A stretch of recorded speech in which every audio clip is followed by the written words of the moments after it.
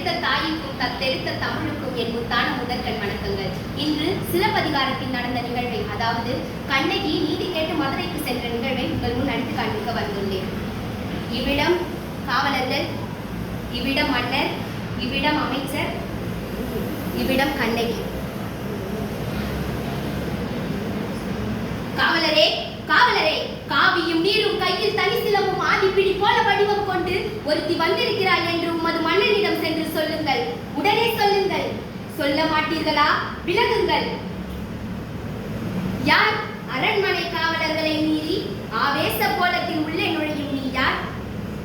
புறாவுக்கு உடல் தந்து புகழ் பெற்ற மன்னவரின் வரலாற்றை தேர்காலில் மகனையிட்டு நியாயம் காத்த மனுநீதி சோழனது பெரும் கதையை நீதியின் இலக்கணமாய் கொண்டு பெருமை கொண்ட திருமாவளவன் கரிகால் சோழனது பூம்புகாரே எனது ஊர் பெருவணிகன் மாசாத்துவானின் மருமகள் என் பேர் கண்ணகி. உன் முறையீடு என்னவோ? முத்து விளைகின்ற 3 கடல் சூழ்ந்திருக்கும் தென்னகத்தில் மும்முரசு கொட்டி முச்சங்கம் வளர்த்து முக்கொடியின் நிழலிலே முத்தமிழை காப்பாற்றும் மூவேந்தர் பரம்பரையின் பெருமைதனை மூழியாக்க முடிப்புனிந்த மன்னவனே, என் முறையீட்டை கேட்பதற்கு முன் நான் யார் என்று முழுவதும் அறிந்து கொள்க. நீ யார்? கண்ணகி, கையில் தனிசிலமுடன் வந்திருக்கும் கண்ணகி, நீதி வழுவா நெடுஞ்செழிய பாண்டியனை துணிந்து இகழ்ந்துரைக்க வந்திருக்கும் கண்ணகி. மன்னா, ரோமாபுரி வலுமண்டபத்திலே உனது தூதுவர்கள் இருக்கிறார்கள். இதோ பாண்டியத்து பேரவையிலே ரோமானியர்கள் வீரர்களாகவும் தூதுவர்களாகவும் வீட்டிருக்கிறார்கள். கடல் கடந்து கொடி கட்டி ஆகின்றாய். அந்த கொடி கம்பம் முறிந்து விழ அயல் நாட்டவர் இகழ்ந்துரைக்க உன் கொடுகோல் அளித்த அவசர தீர்ப்புக்கு ஆளாகி கொலையுண்ட கோவலனின் மனைவி கண்ணகி நான் என்பதையும் அறிந்திடுக அரசே, அறிந்திடுக. ஓ, கோவலனின் மனைவி, சிலம்பு திருடிய கல்வனின் மனைவி. போதும், யாதவராயினும் நான் காக்க மன்னான் நான் காக்க. யார் கல்வன்? என் கணவனா கல்வன்? இல்லை இல்லை, அவரை கல்வன் என்று குற்றம் சாட்டிய கைவர்களே இங்கு கல்வர்கள். கண்ணகி, கல்வனை தமிழகத்து நீதி கொல்லாமல் விடாது என்பது உனக்கு தெரியும் அல்லவா? நீதியின் இலக்கண முறைக்கும் நெடுஞ்செழிய பாண்டியனே, உமது நாட்டில் எதற்கு பெயர் நீதி? நல்லான் வகுத்ததோ நீதி?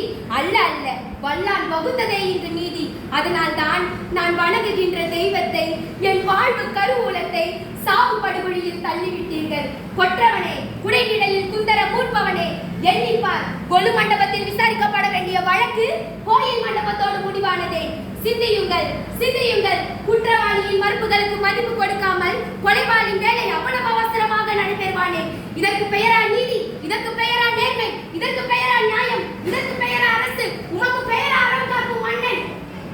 கண்ணகி, கோவலன் வைத்திருந்தது அரசி கோப்பெரும் தேவியின் சிலம்பு. கோப்பெரும் தேவியின் சிலம்பு அல்ல, கோவலன் தேவியாம் என்னுடைய சிலம்பு.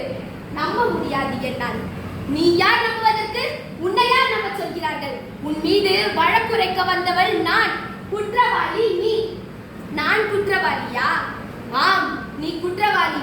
அதனால் தீர்ப்பு வழங்கும் உரிமை உன் கையில் இல்லை. இதோ இருக்கிறார்கள் பெருந்தன்மை பெரியோர்கள். இவர்களே இப்பொழுது நீதிபதிகள். இவர்கள் உரைக்கட்டும் நல்ல தீர்ப்பு. ஆன்றோர்களே, அறிவுமிகு அருப்படை கொண்டவன் பாண்டியன் என்பதற்காக நீதியின் பாதையை வளைக்காமல் ஆரிய படை கடந்தான். அவனையெல்லாம் புகழ் பெற்றான் என்ற கீர்த்தி திரையால் அவன் செய்த குற்றங்களை மறுத்து விடாமல் தாயின் மேல் ஆணையாக, தமிழின் மேல் ஆணையாக, தாயகத்து மக்கள் மேல் ஆணையாக தீர்ப்பு கூறுங்கள், நல்ல தீர்ப்பு கூறுங்கள். கோப்பெரும் தேவியின் சிலம்பை கோவலன் திருடினான் என்பது குற்றச்சாட்டு. அதற்காக மரண தண்டனை.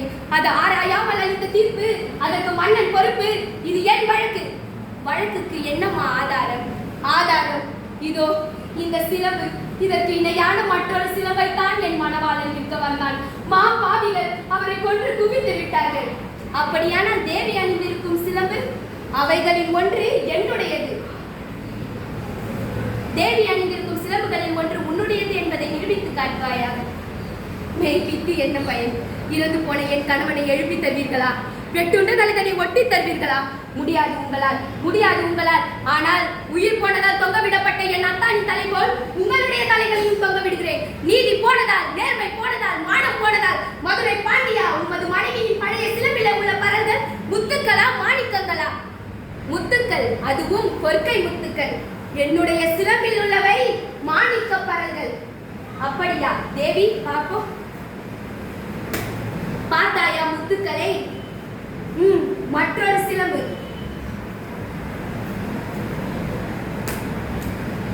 மாணிக்கம் ரத்த துளிகள், தர்மத்தின் கண்கள் வடிக்கின்ற ரத்த துளிகள். பாண்டியா, உனக்கு இன்னும் சந்தேகம் இருந்தால் இதோ என்னுடைய மற்றொரு சிலம்பு. மாணிக்கங்கள். அமைச்சர்களே, அரும்பெரும் சான்றோர்களே, இதற்கு என்ன பதில்? தலை தொங்கி விட்டதா? நீதி கவிழ்ந்து விட்டதா? வாயடைத்து விட்டதா? நெடுஞ்செழிய பாண்டியனின் அறம், வரம், திறம் அத்தனையும் மண்ணோடு மண்ணாக கலந்து விட்டதா? ஐயையோ, ஏன் இந்த வாட்டம்? தமிழகம் சிரிக்கிறது பாண்டியா, நீ தலை குனிந்து நிற்பதை பார்த்து. தமிழ்நாடு மறைமுன் திருக்குறள் தேசி கேலி பேசுகிறது பாண்டியா, நீ நீதி வழங்கிய செய்தி கேட்டு. ஆணை சேனை ஆயிரம் எதிர்த்து வந்தாலும் அண்ணாந்து தலை குனியாமல் படை நடத்தும் உன் வீரம் எங்கே? கம்பீரம் எங்கே? வெற்றி திருப்பாடி எங்கே? எங்கே எங்கே எங்கே? மாசு படரவும் மாநிலம் நிகழவும் நீதி வழங்கிய உனக்கு செங்கோல் எதற்காக? பாதகம் புரிந்த உனக்கு மணிமுடி எதற்காக? வேந்தர் குலத்திற்கு இழிவு கற்பிக்க வந்த உனக்கு வெண்கொற்றை குடை எதற்காக? தேவையில்லை, எதுவும் தேவையில்லை. கண்ணகி, உன் கணவன் கல்வன் அல்ல. ஆராயாமல் அவசரத்தில் கொன்று வருக என்று தீர்ப்பளித்த நானே கல்வன். தாயகமே, தமிழகமே, என் தாயே, என்னை மன்னித்து விடமா, மன்னித்து விடு. அழு, நன்றாக அழு. என்னை காலமெல்லாம் அழ வைத்த காவலனே அழு.